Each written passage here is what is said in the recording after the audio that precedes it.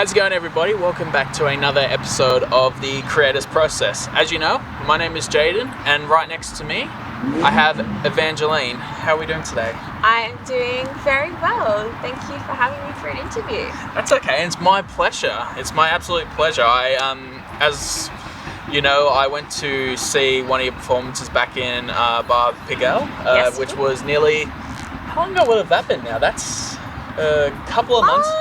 March, Yeah, around March. Months ago, And yeah, after that I was like, because I was with obviously Laura, and we approached everyone, and I think it was you that asked me, going like, because I had never been to a burlesque performance, and you were like, so, and you asked me going, what is burlesque? And then the only thing I said, it is awesome, and you're like, okay, yeah, that's all good. Yeah, I remember that, because you were the person that asked me that. I'm like, that's why I was like, no, I have to get Evangeline on here and talk to you. Yes, you said, because I think you said, oh yeah, I've never been to a show before, and I was like, well, what do you think of it? How was it? Awesome. It was amazing. No, it was absolutely incredible. Your whole maid performance, because you are known for the maid performance, was absolutely incredible. Thank you. I was very nervous because it's my first time performing the act, so it was nice to get some positive feedback. As I said, Laura couldn't stop talking about you, and I heard so many great things, so I was like, I was so excited to see that, and when I saw it, I was like, wow, that was quite a performance. It was amazing. So congratulations, first of all, for all the performances that you've been able to do. And so I guess, to start the interview off, for people who actually don't know what we're talking about, what do you actually do? I'm Evangeline Snow. I'm a burlesque performer in Melbourne, and I've been performing as Evangeline Snow as a solo burlesque artist for a little over a year, which has been a very interesting year considering the year that was COVID, which is a great time to debut a performing arts career. It's been a good time. A great time, during these times where we've needed to unfortunately self-isolate and just be locked indoors, where we weren't able to create art at the end. It's always an unfortunate thing.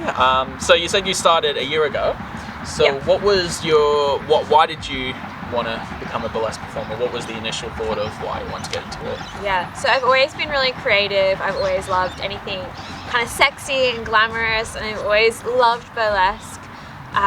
But I never really thought it would be something that I would do, because I did not grow up dancing.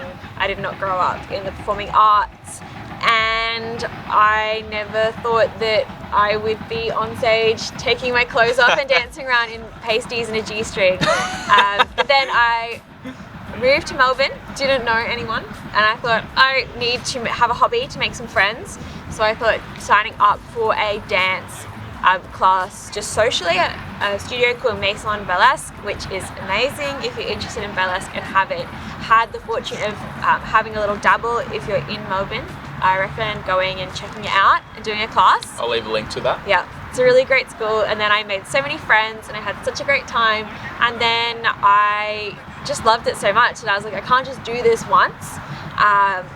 I did it more and more. I got on stage in a troupe, which is less scary than doing it yourself, and then I just progressed and loved it more and more, and I got to the point where I was like, fuck it, I want to go solo and fly the nest and do my own thing. And so it's just been a really amazing journey. I was doing the classes for maybe 2 years before I was brave enough to go solo, so probably about 3 and a bit years of burlesquing in total. Wow. Yeah, it's been amazing. That's incredible. Congratulations on taking that step.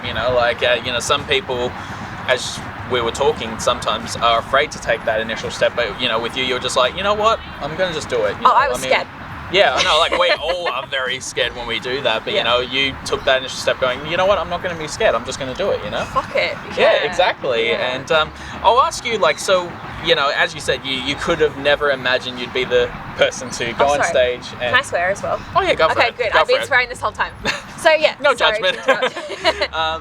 But because you said before, you could have never imagined growing up that you'd be that person who was go on stage taking her clothes off, performing in pasties and a G-string and all that sort of thing.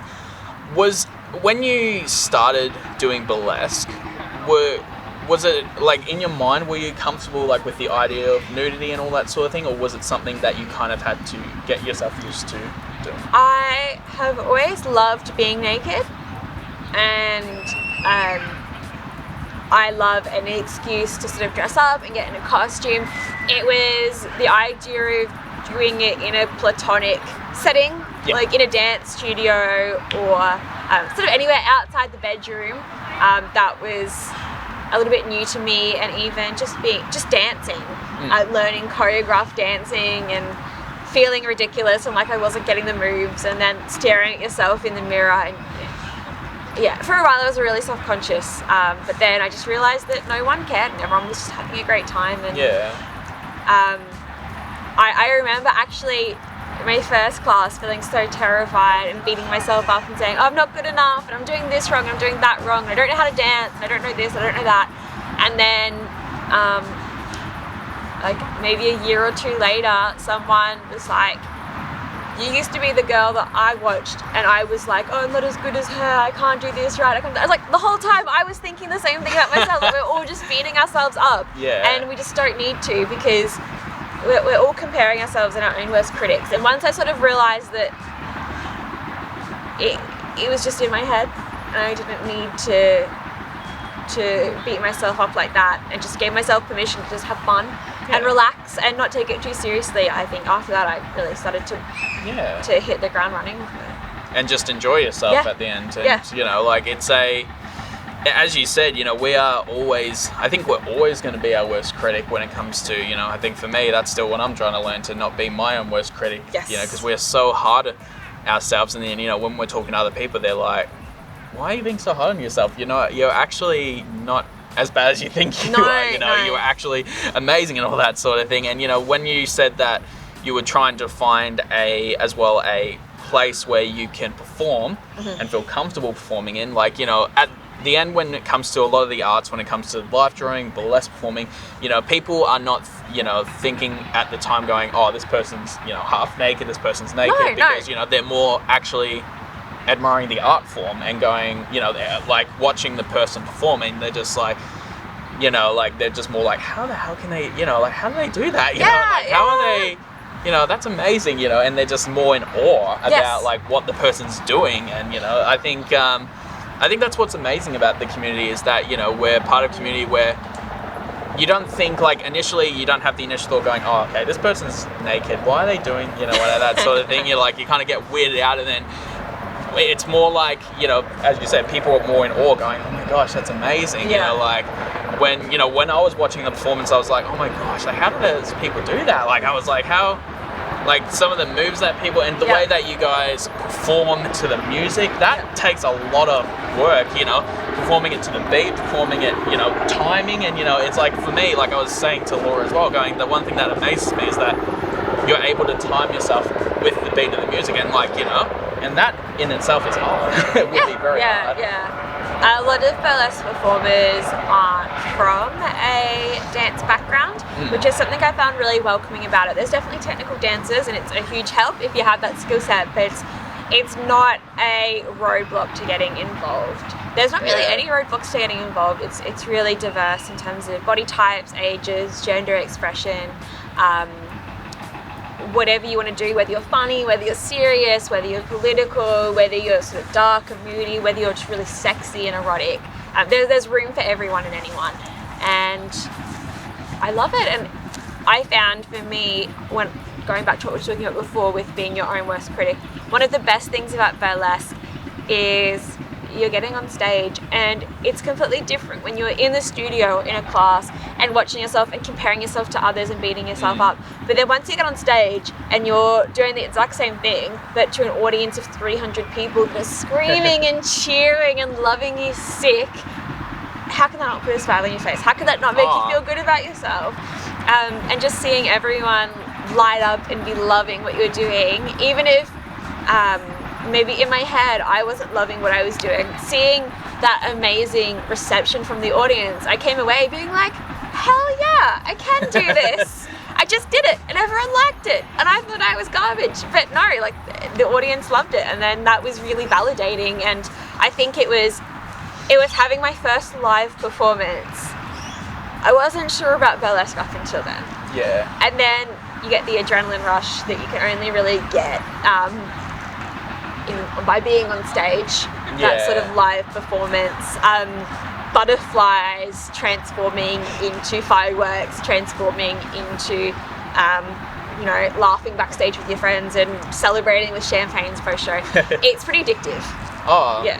It is an addiction in a way, and like it's just a really, and when I've been talking to like, models, performers and all that, like, and musicians, they say it is an addiction. Like it is you get a rush. Like I know for me, when I am modeling for a class, I get asked, how can you do that? And it's like, well, I think in a way it is a bit of an addiction. You get such a real strength and empowerment doing it, and you're in control of who you are. It's that strength inside you that keeps you going, and then makes you go, man, when's the next one gonna happen? Because I want to go back up and do it again. You know what I mean? You just want to press repeat over and over and over again, and just relive it every day.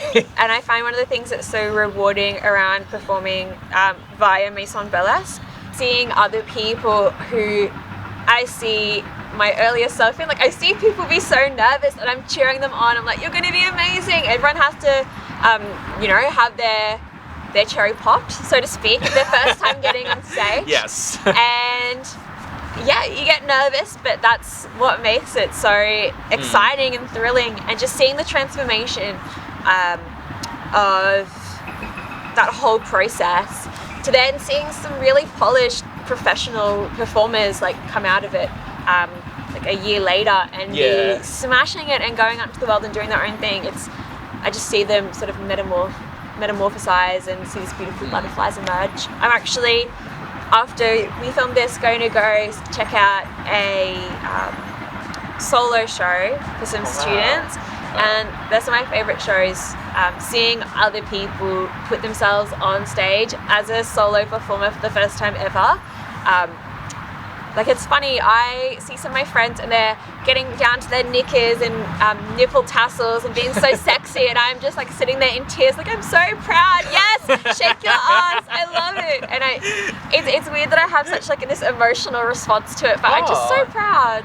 So proud. No, I get where you're coming from. Like, I was I've had a couple of those moments as well when I've seen like, fellow musicians. Like I went to see one musician who I have interviewed for this channel, who I went to see live for the first time, and you kind of get that like emotional going, like oh my gosh, I'm like, you just want to go, whew, it's like you feel so happy for that person, and you just feel like you're just over the moon for them, and it's just like it's just amazing. Like it's amazing. It's just, I think it's just what makes this community great, is that we're always all for trying to support each other. And for me, like I said off camera, this is what I do with this channel, is just showing support to the community, so we can all get together and support each other and go, hey, we can do this. You know what I mean? Because it's amazing what the community can do when we get together as one. It's amazing just the impact we can do, and it's just amazing. Yeah, I feel like every time I come home from a burlesque show, whether I'm performing or in the audience, I come back as a little bit better of a person. Like I just feel like every time, this is kind of what we were talking about earlier with burlesque being really healing, and for a lot of people that get into it, it's as a culture, especially for women, but for everyone, we learn all these negative things about owning and enjoying our sexuality and feeling self-conscious about our bodies and being too old or too big or too this or too that to be able to celebrate yourself. And just every time I go to a show, I feel like it's just me chipping away at that sort of toxic mentality that has just seeped into me, that I'm constantly trying to push out of my body and reject. And it's it's probably a life's work, but that's why I'm so grateful for burlesque. Seeing it do so many amazing things for so many different people. Absolutely. As we were saying, the arts really, the people who are involved in the arts, it impacts them, like not just on like, I guess the physical level, but also the mental level. Yes. Like what it actually does to us and how much it really helps us in the bigger picture, and just it really fills a hole that nothing really else can, you know. No. It's amazing. I think that's incredible. That's absolutely amazing. Yeah, it's let me meet so many amazing people. It's taught me so much about myself, doing things that I never dreamed I was even capable of doing. It's led me to really open up my perspective of what I thought it was possible for me to do, because now I'm like, if I can do this, I can do whatever the hell I want. Yeah. I feel like I'm pretty indestructible. If you can go on stage and do some of the things that I've done, and you can look someone dead in the eye and stand there and just take it all off and bare yourself completely emotionally and physically to an audience, and you can say, this is who I am, take it or leave it, and then have them like cheer you on and be fucking glad you did it. Like, exactly. It's so empowering. Oh, it would be. It's just, that's incredible. I think that's amazing. Thank you. And so I'll ask you about, so your process of, so obviously, as I said, I went to see your performance as doing the maid performance. Yes, like I always like to, when I talk to burlesque performers, I always like to ask about their process, about creating the performance. So when you were coming up with the maid act, what was your inspiration behind doing that? Yeah, so I think to step back even a little bit from that particular act, broadly with my process in burlesque, I didn't really know what my purpose was originally, but I've done some work recently trying to sort of figure it out. And I think for me, my identity as a queer femme woman is really important, and my identity as a pretty kinky person, a bit unconventional in more than one way, is really important to expressing my sexuality through burlesque. And there's been so many times in my life, I know this isn't unique to me, a lot of people have the same thing, where you've grown up in a pretty conservative environment, Catholic school upbringing, typical, being told this is wrong and this is wrong and you can't do this and you can't dress like that, and if people think that you're this or that you're a lesser person and you have to be a well-behaved good Christian girl. And being able just to throw that all away and just be unapologetically all the things that I am, including being a very erotic and very gay person, it is really, you know, what I want to supercharge into my burlesque. I want to be the sort of person that I wanted to be, and I feel like because I've unfortunately spent some time in my life repressing it, that I need to sort of do it supercharged now to make up for lost time, just by being a general like sparkly deviant menace to society on stage. So that is really what I'm here to do, and sort of to create the art and the erotica, and be the woman that I want to see in the world. And that's sort of what I do as Evangeline. For the Maids Act in particular, I wanted to go through some historical content and see if I could pluck out something from history that to me just felt really gay, and I wanted to retell it in a gay way. So I can send you a link to this video actually. Yeah, sure. I found on YouTube, I was sort of looking through these older videos and trying to find something like 30s, 40s, is kind of classic era burlesque, something from that time period. And I found this video, and it was kind of like a how to be a lady instructional type educational video. And it was of this woman going to a hotel, and because she's a very respectable, refined lady, she obviously has a lady's maid, and it's the lady's maid job to come to the hotel and prepare her room and help her get dressed. And the scene that really got me in this video is at one point her maid very like carefully pops down and helps her put on her thigh-high stockings. And I was like, hold on a minute.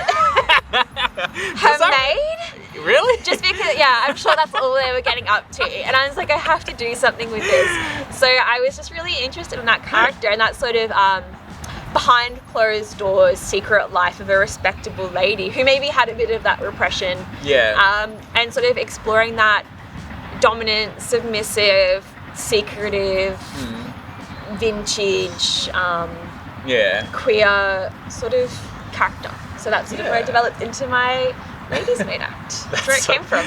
That's so good. It's like, as you said, it's when it was getting to that point where it's like the stockings, it's like, did they really do that? It's like, maid, put my stockings on. It's apparently that's what they really did. It's like, no, slower. Slower. Now take it off. Now put it back on again. Yeah. Now take it off really slowly. No, and now that you say that, I definitely can see that came through your performance, and that was just that was amazing. But no, I think that's incredible that you want to create, like, you want to put yourself into your performances as well, like bring a bit of that essence of who you are and what you've grown up with, and that sides of you want to bring that out in your performance. So in a way that's where you're bringing that out of Evangeline, that's how you this is what you want to portray, and I think that's incredible that you want to show that through your performances, like that side of you, and just who you are. And the other thing I think of is, before I even started performing burlesque, when I was only going to shows as an audience member, I probably wasn't ready to cross that boundary and become the performer yet. But even just being in the audience and seeing these beautiful, like very often queer women and gender non-conforming people and queer men often as well, just being so proud and so fierce and strong and beautiful and unapologetic. That was really exciting for me to be in the audience, where I was like, wait, so I'm gonna sit here and watch these amazing women take their clothes off, and it's okay, and I'm meant to be like turned on and into it, and they want me to woof whistle and clap and cheer them on and encourage them to take their clothes off, and that's like my responsibility. Like it took a while for me to get comfortable with it, and I was definitely, when I started going to shows, that person that was sort of sitting there like very seriously, like take your clothes off, okay, thank you. And it really took a while to be comfortable with how much I was enjoying it and getting into it and giving myself permission just to be as loud and rowdy as I felt I should be. And that was even part of my journey in getting comfortable with myself, just by going to shows before I was even ready to get on stage.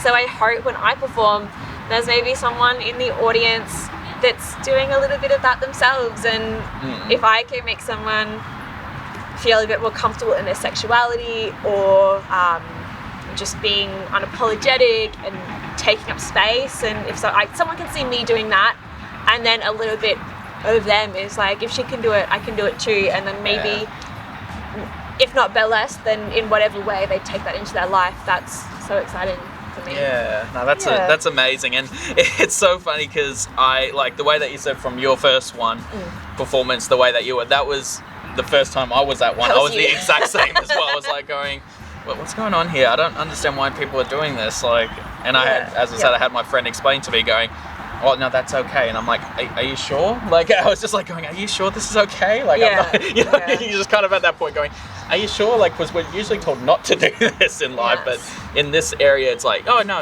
it's like it's actually mandatory. It's a mandatory thing, and I'm like, oh, okay, if it's mandatory, okay. Then I will behave like a sexual deviant, but otherwise, I would never. Usually it's like no. But no, I think that's amazing that you want to show that through your work, that you want people to look at themselves going, don't be afraid to be yourself and to explore those sides of you, you know what I mean? Like, we all have our different sides of each other, and it's like, it's, if you want to explore that, like when it comes to sexuality, gender and all that sort of thing, I think that's amazing that you want to try and show that that's okay, Yeah. And I think that's incredible that you are trying to show that through what you do. Thank you. I really appreciate it. And it's just such a funny thing where you're just dancing around and being sparkly and almost naked, and it is just so like silly and fun and frivolous, but that's what I love about burlesque. I find some other sorts of art forms that are a bit more highbrow to be quite intimidating. I think there's a very common, whether you want to say it's valid or not, a very, very common stereotype of the very snooty, serious artist that takes what they're doing a little bit too seriously. But it's why I love burlesque. It's lowbrow, it's crass, it's crude, it's playful. There's definitely serious, high concept burlesque artists, but the genre as a whole is just so accessible, and that's why I feel like I can really let my hair down and play around, because as a burlesque artist, I don't put the pressure on myself to be this very serious, fine artist. And I find it really liberating, and it's just a whole lot of fun. Oh, absolutely. And you need to be enjoying what you're doing, like, because if you're not enjoying what you're doing, then why are you doing it? At the end of the day, that's like literally the main question you should ask yourself is, why are you doing something, and are you enjoying it? It's like if you and that's a hard one as well. I don't know if you have this with your... No, I think you probably do have this. So I've spoke to people about this same issue. Even my mentor, I was having a talk with her about this just a week ago, of when I'm not enjoying it, it's a bit of a mind fuck. So sometimes I still get that self-critic. I still get that imposter syndrome. I think especially as an emerging artist, where I don't have this huge... catalogue of work. I'm still just finding my feet and putting myself out there, and it's very easy to get imposter syndrome. It's very easy to think, who am I doing? I'm not. What am I doing? Who am I doing? No one. What am I doing? Rather. Who am I? What am I doing? Why am I here? No one wants to come see me. This is ridiculous. I'm just taking up space. I'm terrible. And a little bit of that critic, it does seep in from time to time. And I've had, actually, that gig that you came to, I did not feel very good after that gig. I felt like, I debuted a brand new act. It was a challenging one because it was an act. I started working on my Ladies Maid act, and then there was lockdown, and then it was my lockdown project, which I ended up having just a really tormented and negative attitude to. I think because what started off as the fun lockdown project where everyone's making sauerkraut and sourdough bread and kombucha, and mine was my burlesque thing, which you thought would just be like a fun little break where you can dedicate yourself to a project, then became a never-ending nightmare. I just ended up with a pretty strained relationship with that act. And then we finally came out of lockdown. I was ready to put it on stage-ish. And then we had a snap lockdown, went back into lockdown, my gig got cancelled, got ready to get it out again, then my gig got cancelled, went back into lockdown, and then I was so fed up, and then I was like, right, I'm just going to pack this away. If it gets on stage, it gets on stage, but I'm not going to think about it, I'm not going to practice. So when that gig did come around, I pulled that back out of the wardrobe and was just polishing it up the morning of. Because I had let it just sit for so long that I couldn't even remember the choreography, and I sort of had to re-choreograph it from scratch. So it was really last minute, and it's not how I wanted to deliver that act into the world. So I was feeling pretty down and out about it. But then why should I have this hobby where all I do is go and perform and then beat myself up afterwards? Like, it doesn't make any sense. If I'm doing this for fun and I'm not having fun, but somehow I keep going back to it. Like, I'm caught in this abusive relationship with burlesque where it just makes me feel like I'm not good enough, but then I can't stop doing it. I'm like, something's got to give. And I think a lot of people, not just in burlesque, I think a lot of artists struggle with that. I'm grateful for burlesque because even if I didn't feel like I did the best job possible, then someone in the audience, like Jaden, is like, that was amazing. And I was like, you were incredible. I guess it was. You were incredible. So I think you have that sort of built-in reward mechanism in burlesque, which is hard to find in a lot of other mediums. it's pretty hard to stay feeling bad about yourself for long when you're surrounded by such an amazing community and everyone's cheering for you, and you're getting on stage to like an amazing audience. So yeah, I definitely still struggle with the criticism side of it, but it's something I'm working on. It's something I'm getting better and better at, and just trying to keep reminding myself that it's supposed to be fun, and that's why I'm doing it. And that you are worth something, Yes, you know. yes. And it's like, I'm really sorry to hear that, like, because like as I said, you know, you had a great stage presence, you know, your craft was amazing, and it was just so enjoyable to watch, you know. Thank like you. I think you should be very proud of of that performance you did. So like, and I'm sorry that you felt like that, and you know, like I think as creators we always have that little voice in our head going, you didn't do good enough, you know. And then also, as you said, you know, we had those lockdowns back and forth, and then that, as you said, became a reminder of going, oh gosh, am I ever going to release this? And you know, so it became very tiring and challenging. So I can imagine that, I can understand why you felt like that. Yeah, but, you know, it like, definitely wasn't me at my peak, but I felt proud of myself that I did it, and I could have my head held high and be like, you know what, it definitely was at the ideal incubation period for that act, but I did it, and I'm going to keep doing it, and I know that it's just in my head. And what I found actually really interesting of going from being a student performing in student showcases to performing as a fully fledged solo artist is performing with really established performers in the same lineup, and I'll see this amazing performer that I've looked up to my whole life, and I'm equal to her and performing the exact same gig for her as her, exact same everything, performing side by side as her equal.